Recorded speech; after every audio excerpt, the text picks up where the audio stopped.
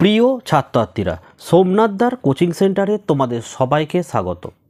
আজকের ভিডিওতে থাকছে উচ্চ মাধ্যমিক এবিটিএ টেস্ট পেপার 2024-25 নিউট্রিশনে তোমাদের এমসিকিউ এর সবকটা পেজের ভিডিওর আমি অলরেডি আপলোড করেছি। আজকের ভিডিওতে থাকছে তোমাদের এবিটিএ পেজ AC23 এসিকিউ এর প্রশ্ন এবং উত্তর নিয়ে আলোচনা। তো তোমরা ভিডিওটি প্রথম থেকে শেষ অবধি দেখে নাও। তো দেখো, দুয়ের দাগে তোমাদের প্রশ্ন ছিল নিম্নলিখিত প্রশ্নগুলির প্রতিটি একটি বাক্যে উত্তর দাও। দেখো, 1 নম্বরের প্রশ্ন কি বলেছে, লাইসোজাইম কি? লিখবে লাইসোজাইম এক প্রকার জীবাণু ধ্বংসকারী উৎসেচক যা মানুষের লালারস, অশ্রু ও মাতৃদুগ্ধে উপস্থিত থাকে। এটি ব্যাকটেরিয়া কোষপ্রাচীরে পেপটাইডোগ্লাইকন উপাদানকে ভেঙে দেয়, ফলে ব্যাকটেরিয়া কোষের মৃত্যু হয়।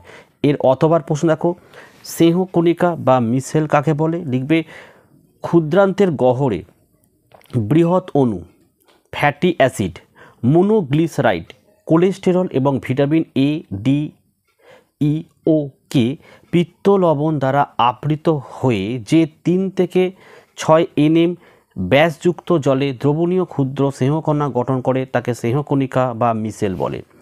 2 নম্বরের প্রশ্ন দেখো, T3 এবং T4 হরমোনের সম্পূর্ণ নাম লেখো। লিখবে T3 দেখো ট্রাই আয়োডোথাইরোনিন, T4 টেট্রা আইডোথাইরোনিন বা থাইরোক্সিন। 3 নম্বরের প্রশ্ন দেখো, পলি ইউরিয়া ও পলিফাজিয়া কি? লিখবে পলি ইউরিয়া হচ্ছে ঘন ঘন এবং অতিরিক্ত মূত্রত্যাগ, আর পলিফাজিয়া দেখো অতিরিক্ত ক্ষুধা বা খাবারের গ্রহণের প্রবণতা। 4 প্রশ্ন দেখো, NSAIDs এর সম্পূর্ণ নাম কি? NON নন লিখবে। দেখো স্টেরয়েডাল অ্যান্টি ইনফ্লেমেটরি ড্রাগস। 5 প্রশ্ন, ট্রান্স অ্যামিনেশন কি? লিখবে যে পদ্ধতিতে ট্রান্স অ্যামিনেস নামক উৎসেচকের সাহায্যে কোনো একটি অ্যামিনো অ্যাসিড থেকে অপর একটি কিটো অ্যাসিড অ্যামিনো মূলকের স্থানান্তরণ ঘটে তাকে ট্রান্স অ্যামিনেশন বলা হয়। অথবা প্রশ্ন দেখো, কিটোজেনিক অ্যামাইনো অ্যাসিড বলতে কি বোঝো? লিখবে যেসব অ্যামাইনো অ্যাসিড কার্বোনাইল বর্গযুক্ত যৌগে পরিবর্তিত হয় তাদের কিটোজেনিক অ্যামাইনো অ্যাসিড বলে। 6 বয়ঃসন্ধিকালের স্থূলতার 2টি কারণ উল্লেখ করো। লিখবে খাদ্যাভ্যাসে অতিরিক্ত ক্যালোরি গ্রহণ, 2 শারীরিক কার্যকলাপের অভাব। এর অথবা প্রশ্ন দেখে নাও, ব্রোকাস ইন্ডেক্স কি? লিখবে ব্রোকাস ইন্ডেক্স হলো এমন একটি সমীকরণ যার সাহায্যে একজন ব্যক্তির আদর্শ ও ওজন খুব সহজেই বার করা যায়। এর সমীকরণটি হলো, দেখো উচ্চতা সেন্টিমিটারে -100 সমান আদর্শ ওজন ব্র্যাকেটে কেজি। 7 প্রশ্ন দেখো, পুষ্টিদানের 2টি পদ্ধতি লেখো। লিখবে প্রশ্ন হচ্ছে পুষ্টি শিক্ষাদানের 2টি পদ্ধতি লেখো।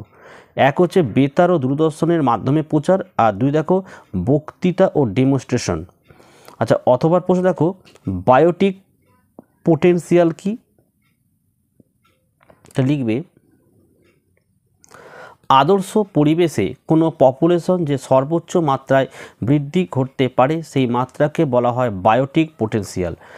8 প্রশ্ন, আন্ত্রিক রসের 2টি প্রোটিন ভঙ্গক উৎসেচকের নাম লেখো। লিখবে আন্ত্রিক রসের 2টি প্রোটিন ভঙ্গক উৎসেচকের নাম হলো অ্যামাইনো পেপটাইজেট এবং ইরেপসিন।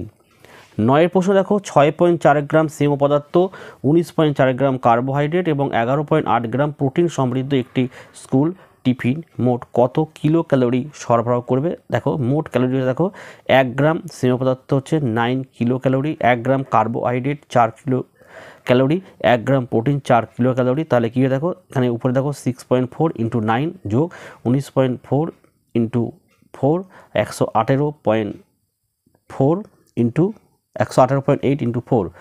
তাহলে এরা গুণ করে দেখো 57.6, 77.6, 47.2, তাহলে যোগ করলে হচ্ছে দেখো 182.2 কিলো ক্যালোরি। 10 প্রশ্ন দেখো, ল্যাক্টোফেরিনের কাজ কি? লিখবে এটি লোহা বদ্ধকারী প্রোটিন, যেসব জীবাণু লোহার উপস্থিতিতে বেড়ে ওঠে তাদের লোহা গ্রহণের পথ বন্ধ করে দিয়ে জীবাণুদের বৃদ্ধিতে বাধা দান করে। মাতৃদুগ্ধের ল্যাক্টোফেরিড শিশুর অন্ত্রের মধ্যে কোলি ব্যাকটেরিয়া বৃদ্ধিতে প্রতিহত করে থাকে। 11, শিশুদের ক্রেটিনিজমের কারণকে লিখবে থাইরয়েড হরমোনের অভাব।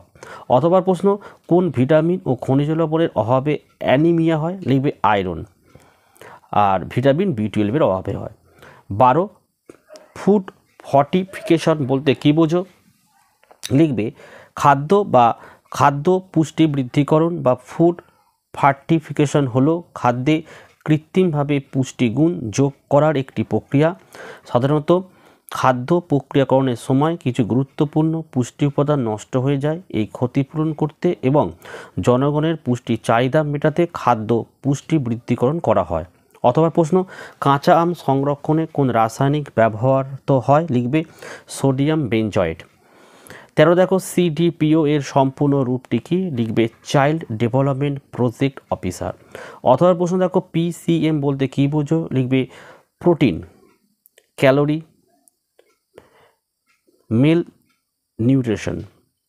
14, অনুপূরক খাদ্য বলতে কী বোঝো? লিখবে যে বাড়তি খাদ্য প্রদানের দ্বারা বয়স, লিঙ্গ, শারীরিক অবস্থা অনুযায়ী কোনো ব্যক্তির অনুমোদিত পুষ্টি গ্রহণের মাত্রা এবং দৈনিক পুষ্টি উপাদান গ্রহণের মধ্যে যে ঘাটতি তৈরি হয় তা পূরণ করার ব্যবস্থা করা হয় তাকে অনুপূরক খাদ্য বলা হয়। নেক্সট প্রশ্ন চলে আসো।